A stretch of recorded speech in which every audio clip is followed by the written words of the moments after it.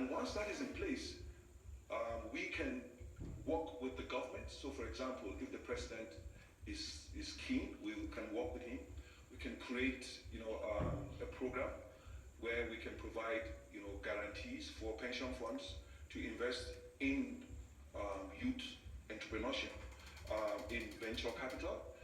We can create a program whereby pension funds in Botswana will not need to invest outside the continent. We'll create them the rich structures for them to invest on the continent. That way we have the capital formation that goes to fund venture for young people. So these are things that can be done. All the economies that you see happen that way. So it is the initial investment by pension funds, the like of Apple and Microsoft, that led to where they are today. I met someone recently that said they invested, $15,000 in Snap, in the idea of Snap. And you know what that is? It was a pension fund that did that. So we have to change our pension rules, make sure that they can invest in venture capital, make sure they can invest across the continent, and that way we build, the capital that we need.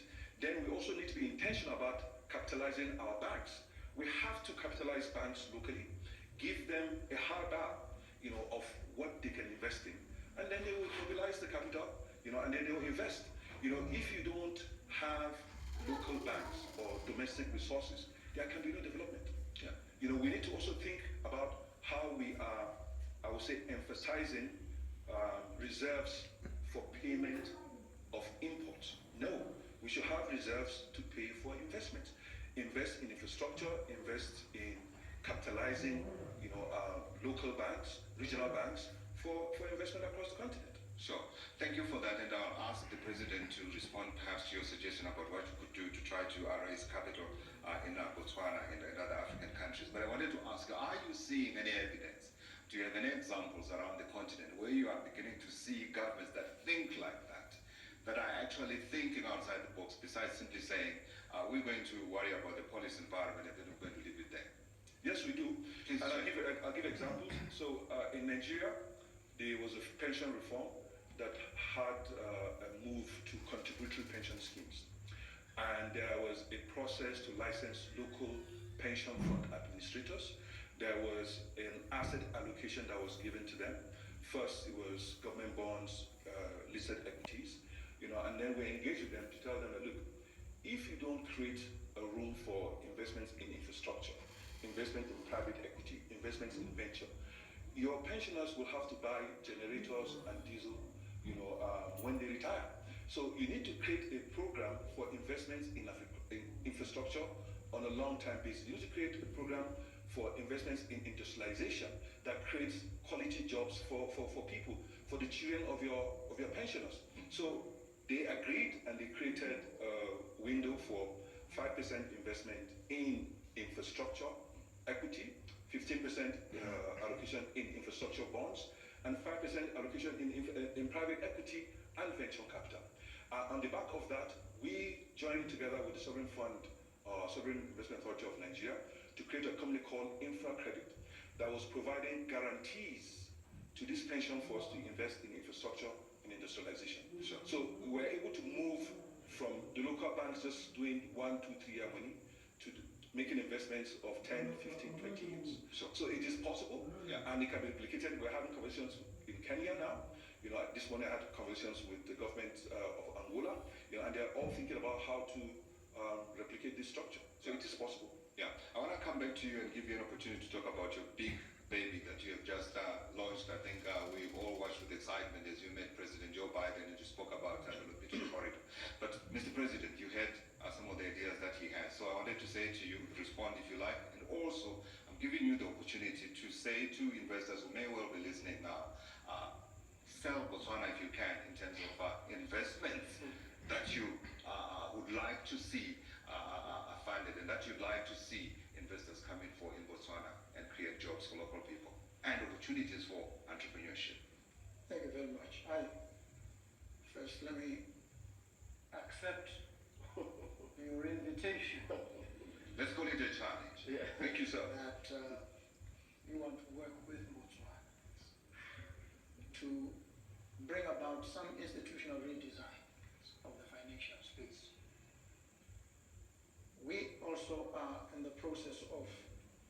reviewing on the trot and changing some of the laws and regulations.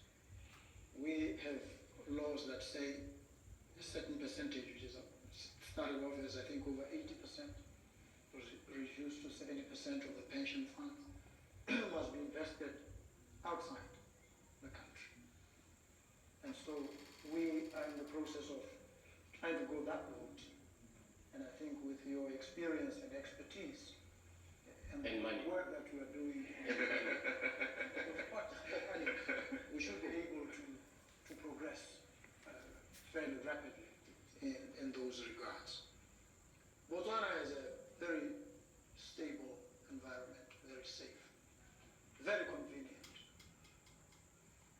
for business. In terms of credit ratings, it's one of two in the continent, Botswana and Mauritius, credit rated. With all the flaws and shortcomings of that system, we've managed to make some of the cuts. Sure. And we believe that we will do even better. And so there's every reason to come and invest in Botswana. The challenge that governments have created for themselves, and so they face, is the red tape.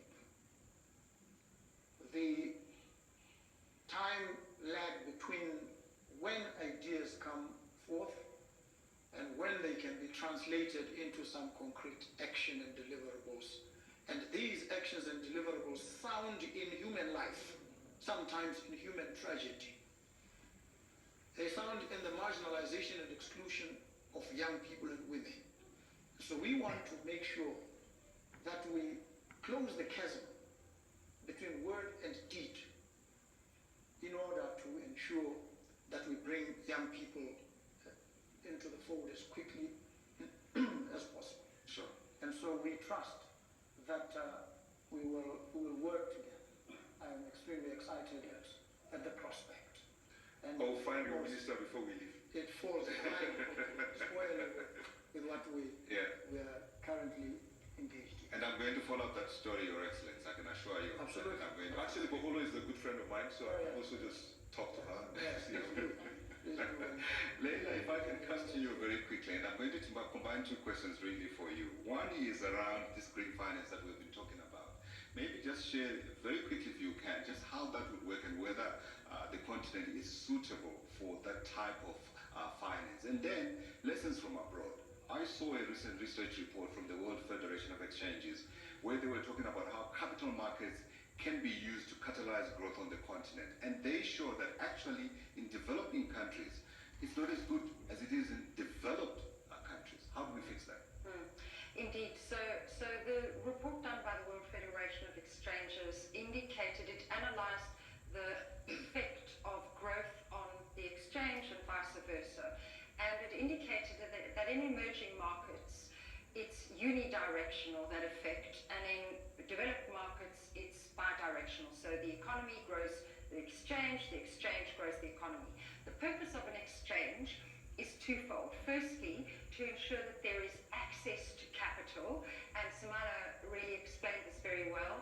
So small, medium companies that soon will become top 40 companies need to access capital formation, debt or equity, and then it's to ensure that the man on the ground, investors, have an opportunity to use their savings, which may well be pension fund savings, to grow and develop their wealth and develop prosperity.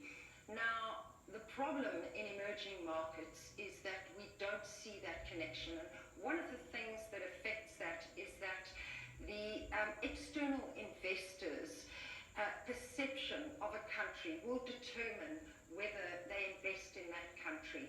And so many times, if there is a over-indexing of the risk, if there is a lack of certainty, policy certainty, lack of growth, the investors are not providing the capital to grow the economy. Sure.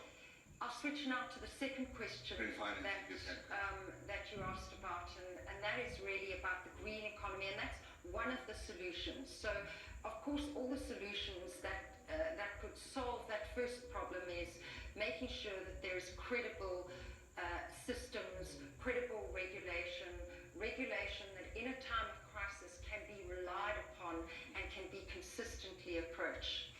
In terms of the green products, the JSE, together with a number of our neighboring countries, Nigeria, Kenya, Botswana, have done a lot of work in developing new solutions, green bonds, social bonds, sustainable bonds, which is really debt financing for green projects, climate-related projects, social projects like education, schools, hospitals, etc. And it's been proven that those products are generating a much higher take-up and, in many instances, better returns. So those are working very well, and then carbon markets across the continent. Absolutely. I wish I had more time because I wanted to take you up on this whole perception of risk and Africa and the association, and yet the figures show, and this is research by S&P, as you say, as well as Moody's, that shows that actually Africa pays its debts better than other parts of the world. But another day, another conversation. SG, I'm coming to you, and then I'd like to open the session to a couple of questions from our guests that we have here with you. SG, I would be wrong if I don't give you an opportunity to sell as well. Yes. Well, let me just answer a question that you did not ask. Okay. And that is how do we intend, once this capital is mobilized? I wanted to ask whether you actually have any conversation between the two of you. Where is it going to be deployed, how and by whom? I think I agree entirely with the colleague panelists. The big challenge that we have is risk mitigation optimization. How do we make sure that our commercial banks are able to undertake these risks to onward lend to the young entrepreneur who will then export from Nigeria to Kenya and so on. This is where the big challenge for us is. And the AFCFTA, this is now to your point about selling it, establishes the legal framework for an open market.